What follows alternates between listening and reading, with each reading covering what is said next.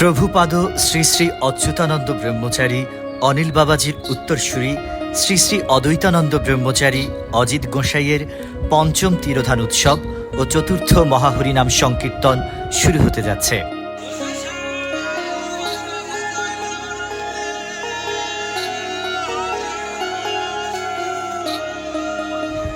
পাঁচ দিনব্যাপী অনুষ্ঠান মালায় যা থাকছে 11 আষাঢ় 26 জুন বুধবার 3 ঘটিকায় মঙ্গল প্রদীপ প্রজ্বলন, 4 ঘটিকায় ধর্মীয় সাংস্কৃতিক অনুষ্ঠান, সন্ধ্যা 7টায় সন্ধ্যা আরতি, 7টা 30 মিনিটে চৈতন্য চরিতামৃত পাঠ করবেন ভারতের কলকাতা বিশ্ববিদ্যালয়ের সংস্কৃত বিভাগের গবেষক জয়দেব দে।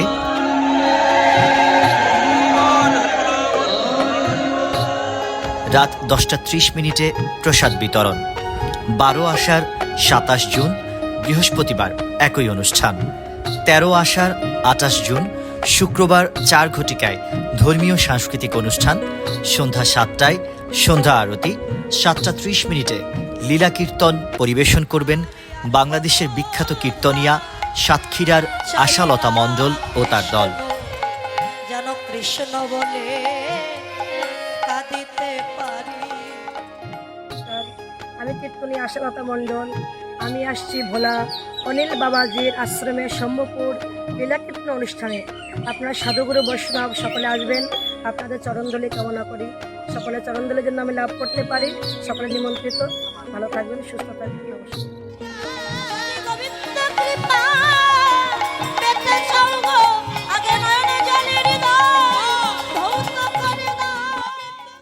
রাত 10টা 30 মিনিটে প্রসাদ বিতরণ। 14 আষাঢ় 29 জুন শনিবার একই অনুষ্ঠান এবং রাত 10টা 30 মিনিটে অধিবাস কীর্তন। রাত 11টায় প্রসাদ বিতরণ।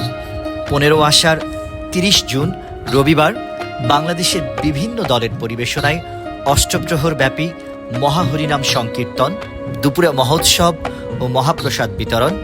রাত 10টা 30 মিনিটে প্রসাদ বিতরণ। উক্ত আয়োজনে আপনাদের সকলের চরণধুলি একান্তভাবে কাম্য।